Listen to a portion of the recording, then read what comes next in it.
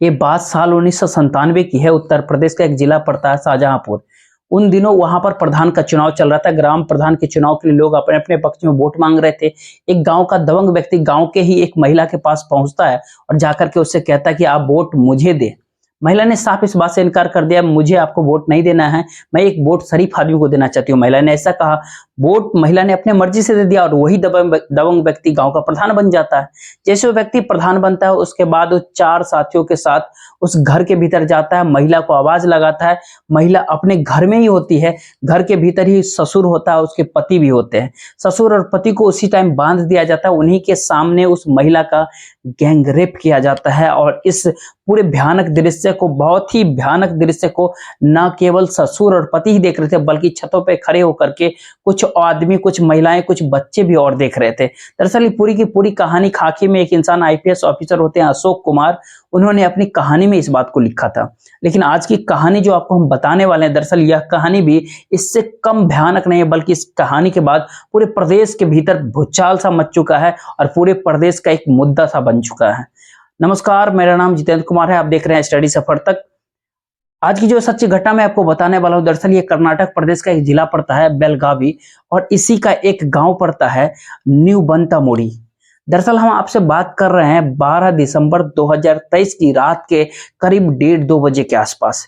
एक घर का दरवाजा बार बार खटखटाया जा रहा था, बार बार पीटा जा रहा था, बार बार नॉक किया जा रहा था। जैसे ही पीटा खटखटाया जाता था तो इस घर के भीतर केवल 2 महिलाएं उस वक्त होती है। एक महिला की उम्र 80 वर्ष के आसपास होती है और उसकी एक बहू होती है जिसकी उम्र करीब करीब 43-44 वर्ष के आसपास होती है। उस बूढ़ी औरत की आंखें खुलती है। उस बूढ़ी महिला ने, क्योंकि चलने फिरने में असमर्थ होती है, चल फिर नहीं सकती थी, इसलिए अपने बार बार बहू को आवाज लगाती है कि देखो रात के इतने रात को कौन आया है। जैसे वो बूढ़ी महिलाएं आवाज लगाती है, उसकी बहू जाग जाती है। सीमा को, उसका नाम सीमा होता है। सीमा जागने के बाद सीधा दरवाजे पे पहुंचती है और जैसे ही दरवाजा को खोला जाता है तो दरवाजा के बाहर करीब 15-16 आदमी होते हैं और ये 15-16 आदमी अचानक घर के भीतर घुस जाते हैं। जैसे वो घर के भीतर घुसते हैं, उन्होंने कुछ भी नहीं देखा और सीमा को पीटना शुरू कर दिया। जैसे वो पीट रहे थे, पीटते पीटते जो सास, जिसकी उम्र 80 वर्ष होती है करीब करीब, उसने काफी अनुरोध किया, रोकने की प्रयास किया। उसने कहा तुम क्यों मार रहे हो इसे, क्यों परेशानी, क्या दिक्कत है। किसी भी तरीके से वो बूढ़ी महिला वहां तक पहुंच जाते हैं। पहुंचने के बाद काफी अनुरोध करती है, रिक्वेस्ट करती है, लेकिन उन्हीं में से एक आदमी बहुत जोर से एक लात मारते हैं, साथ ही डंडे से पीट भी देता है उस बूढ़ी महिला को और बूढ़ी महिला जाकर के दीवार के सहारे से वो बैठ जाती है। और जितने जोर से वो चीख चिल्ला सकती थी ताकि गांव के लोग यहाँ पे मौके पे इकट्ठा हो सके और सीमा को पीटते हुए बचा सके, उसकी आवाज सुनने के बाद अब गांव के लोग भी, आसपास के लोग आने लगते हैं। लेकिन लोग आ जरूर रहे थे, लेकिन किसी की हिम्मत नहीं थी कि जो कि उस दहलीज के अंदर घुस सके। 15-16 आदमी थे, उसके हाथों में डंडे होते हैं, रॉड होते हैं, उसके हाथ में हथियार होते हैं, धारदार हथियार होते हैं। उन सारी चीजों को देखने के बाद गांव के करीब से करीब 300-400 लोग इकट्ठे हो जाते हैं। तभी उस महिला को पीटते पीटते उसके शरीर के एक एक कपड़े को उसके शरीर से नोच लेते हैं, उतार देते हैं। जब वो महिला बिल्कुल निर्वस्त्र हो जाती है, उसके बाद उस महिला का एक बाल पकड़ाता है। बाल पकड़ने के बाद उसको खींचते हुए, घसीटते हुए घर के दरवाजे से बाहर निकाल करके सड़क पे करीब लाते हैं। 100 मीटर तक करीब घसीटते हैं। तब तक सैकड़ों लोग जाग चुके थे अपने अपने घरों से। जागने के बाद इसी दौरान उसी महिला को, उसी पास के एक खंबा होता है, उस खंबे से उस महिला को बांध दिया जाता है। अंधेरे का सीन था, लेकिन उस समय कुछ लाइटें जल रही थी। लाइटें क्यों नहीं होती, क्योंकि बहुत बड़ी संख्या में जो लोग वहां पे थे वो अपने अपने मोबाइल से टॉर्च जला करके उस महिला के वीडियो बना रहे थे, किस तरीके से उसकी पिटाई हो रही थी। वो महिला बार बार अनुरोध कर रही थी, अपनी जान बचाने की गुहार लगा रही थी, लेकिन उस महिला से एक ही सवाल कर रहा था कि तुम्हारा बेटा कहाँ। जब तक तुम अपने बेटा के बारे में नहीं बताओगी तब तक तुम्हें ऐसा ही पीटते रहेंगे, ऐसा ही मारते रहेंगे। इस मार पिटाई की सूचना, इस महिला की चीखने चिल्लाने की सूचना इस महिला के पति का एक दोस्त होता है जहांगीर, उसको भी खबर लग जाती है। जहांगीर दौड़ता भागता हुआ आता है, इन लोगों को रोकने की प्रयास कर रहा था। जैसे उस जहांगीर ने रोकने की एक प्रयास किया, इसके बाद उन लोगों ने इस व्यक्ति को भी बहुत जम करके पीट दिया। उसको मार पीट रहे थे, गाड़ी के पहिए से उस व्यक्ति को बांध देते हैं। इसकी पत्नी होते हीना, हीना जैसे ये बात सुनती है कि तुम्हारे पति को भी कोई पीट रहा है, मार रहा है, हिना भी रोते बिलखते गिड़गिड़ाते हुए वहां पे पहुंचती है, लोग से काफी अनुरोध करती है। हिना के साथ साथ उसकी बड़ी बेटी होती है नेहा। नेहा अब उन लोगों को भी रोकने की प्रयास करती है। साथ ही जो उसके मोहल्ले के जो परिवार वाले के लोग थे, सबके दरवाजे रात को पीटते रहते कि मेरे पापा को मार डालेगा ये लोग अगर तुम लोग नहीं बचाए तो। लेकिन कोई भी व्यक्ति घर से नहीं निकलता। बड़े संख्या में लोग जो मौजूद थे उनमें से कोई व्यक्ति सामने नहीं आता। केवल जहांगीर के अलावा कोई व्यक्ति ने हिम्मत तक नहीं जुटाई कि उस महिला को बचाया जा सके। उस महिला को जो पीटते रहते हैं, उसी भीड़ में से कोई एक व्यक्ति पुलिस को फोन कर देता है और 2 घंटे के करीब ये ऐसा ही कुछ चलता है जैसे कि फिल्म में शूटिंग होता है, वैसे चलते रहता है। जब पुलिस मौके पे पहुंचती है 2 घंटे के बाद, तब तक वो लोग भाग चुके थे, वहां से जा चुके थे। वो निर्वस्त्र महिला खंबे से बंधी होती है। पुलिस आती है और पुलिस आने के बाद सबसे पहले उस महिला को वहां से खोलती है। खोलने के बाद नजदीकी अस्पताल में उसे लेके जाते हैं। तभी पुलिस की एक और टीम गांव में पहुंचती है और पूछा जाता है कि कितने लोग थे। तभी कहा जाता है कि फलाना फलाना व्यक्ति मौके पे थे मौजूद, क्योंकि जहां पे खंबा था वहां पे करीब 50 घर थे। और 50 घर ही नहीं बल्कि आसपास के घर के लोग भी मौके पे पहुंच जाते हैं। फिर पुलिस ने लोगों से पूछा कि किस किस ने इसका वीडियो बनाया है। कुछ वीडियो को तो एविडेंस के तौर पे पुलिस ने रख लिया, लेकिन बाकी वीडियो को पुलिस ने तत्काल प्रभाव से डिलीट करवा दिया ताकि ये वीडियो सोशल मीडिया पे कहीं भी वायरल ना हो जाए। लेकिन कहते हैं कि कोई भी सच छिप नहीं सकता इतनी आसानी से। वो वीडियो जरूर वायरल होता है, जरूर लोगों तक पहुंचता है। और इस घटना के 12 दिसंबर की रात की ये घटना होती है।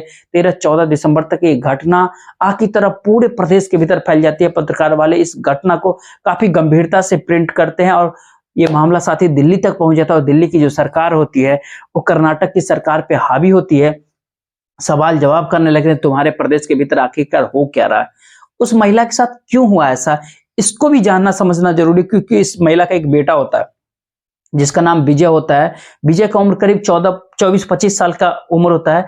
जो 14-15 व्यक्ति जो आए थे मारने के लिए, उसी में से किसी एक की बेटी होती है प्रिया, जिसका नाम उम्र 18-20 वर्ष के आसपास होता है। दोनों एक दूसरे से प्यार करते थे, दोनों एक साथ रहना चाहते थे, जिंदगी बिताना चाहते थे। लेकिन परिवार ने असहमति जताई शादी को लेकर के कि लड़का बहुत गरीब परिवार का, इसलिए हम उससे शादी नहीं कर सकते। लड़की की शादी तय हो चुकी थी। 16 दिसंबर 2023 को इस लड़की की बारात आनी थी और लड़की ने साफ साफ कह दिया कि उस लड़के से यानी विजय से कहा कि तुम्हारे साथ ही जीना है। इसलिए मौका पाते ही प्रिया अपने प्रेमी विजय के साथ वो अपने घर से 10 दिसंबर 2023 की रात 12 बजे आधी रात को चुपके से निकल जाती है। इस बात को किसी को पता नहीं चलता है। घर वाले हर जगह उसे तलाश करने की कोशिश की, जब नहीं मिलते तभी गुस्साए परिवार के लोग 12 दिसंबर की रात के करीब 1:30-2 बजे उसके लड़के वाले के घर पहुंचते हैं और उसकी माँ को पीट कर करके एक ही बात पूछ रहे थे कि तुम्हारा बेटा कहाँ है। हालांकि वो बेटा अब तक नहीं मिल पाया, नहीं वो बेटी मिल पाई है, जो घर से भाग चुके थे, जो एक अपनी नई जिंदगी जीना चाहते थे। उन दोनों को बिल्कुल भी नहीं पता था कि उनके जाने के बाद कितना बड़ा बवाल हो जाएगा। न केवल उस गांव में बवाल मचेगा बल्कि पूरे प्रदेश भर में बवाल मच जाएगा। कर्नाटक प्रदेश के मुख्यमंत्री तक ये बात पहुंचते। मुख्यमंत्री इस मामले को काफी गंभीरता से लेते हैं। इसके लिए एक सीआईडी का गठन किया जाता है और सीआईडी के गठन में डीआईजी सुधीर रेड्डी और एसपी रमी पार रेड्डी इस जांच अधिकारी बनाए जाते हैं। इनके देखरेख में इस सारे मामले की जांच पड़ताल होती है। साथ ही मुख्यमंत्री घोषणा करते हैं कि जो पीड़िता महिला है इसके परिवार को 5 लाख रुपए दिए जाएंगे। साथ ही इस महिला के परिवार को 2 एकड़ जमीन भी दी जाएगी ताकि वो गरीबी को दूर कर सके और ताकि इस सारे मुद्दे से कहीं ना कहीं मामला खत्म हो जाए। हाईकोर्ट तक जब पास में ये बातें जाती है तब हाईकोर्ट भी बात साफ साफ कहते हैं कि शायद ये द्रौपदी के साथ जो महाभारत में एक घटना हुई थी, ये घटना उससे भी ज्यादा खतरनाक है, क्योंकि द्रौपदी की बचाने के लिए श्री कृष्ण मौके पर आ चुके थे, लेकिन करीब 400 लोग यहाँ मौजूद होते हैं। इसके बावजूद भी उसे कोई बचाने के लिए नहीं सामने आता, बल्कि लोग उसका वीडियो बनाने लगते हैं कि ये दिखाने के लिए कि देखो कितना बढ़िया काम हो रहा है। हाईकोर्ट ने पूरे प्रदेश की उस लोग की, उस जनता को जो मौके पर मौजूद थी, उसको भी फटकार लगाई। साथ ही हाईकोर्ट ने यह भी कहा कि जो महिला है जिसका नाम सीमा होता है, हालांकि काल्पनिक नाम होता है जो सीमा, उससे कोई भी बात नहीं कर सकता है। केवल बात करेंगे तो जांच अधिकारी बात करेंगे। लेकिन जेपी नड्डा भारतीय जनता पार्टी के राष्ट्रीय अध्यक्ष होते हैं, उन्होंने 5 महिलाओं को गांव में भेजा ये पता करने के लिए कि आखिरकार क्या मामला है, क्या क्या उस महिला के साथ हुआ है, ताकि वो रिपोर्ट सीधा गृह मंत्रालय को जा सके और उसके बाद केंद्र सरकार अलग से कोई कदम इस पे उठा सके। हालांकि राष्ट्रीय मानव अधिकार ये भी इस मामले में काफी गंभीरता से, काफी प्रमुखता से अपना कदम उठा रहा है। इस मामले की जांच पड़ताल अपने स्तर से भी कर रहा है। लेकिन गांव के व्यक्तियों से जब पूछा कि तुमने क्या देखा, तो गांव के व्यक्ति ज्यादातर ये कहते थे कि हम उस दिन घटनास्थल पर थे ही नहीं, या फिर वो ये कह देते हैं कि हम सोए हुए थे, हमको कुछ पता ही नहीं। यानी कि पूरे गांव के भीतर कोई भी एक भी परिवार, एक भी व्यक्ति, लोग ये कहने को बिल्कुल भी तैयार नहीं कि इतनी बड़ी बड़ी घटना उनके आंखों के सामने हुई है, जबकि वही लोग वीडियो उतार रहे थे। वाकई इस घटना को सुनने के बाद हर किसी का दिल दहल जाता है। लोग, हर कोई कहता है कि किस किस अभी भी कैसी कैसी मानसिकता के लोग रहते हैं।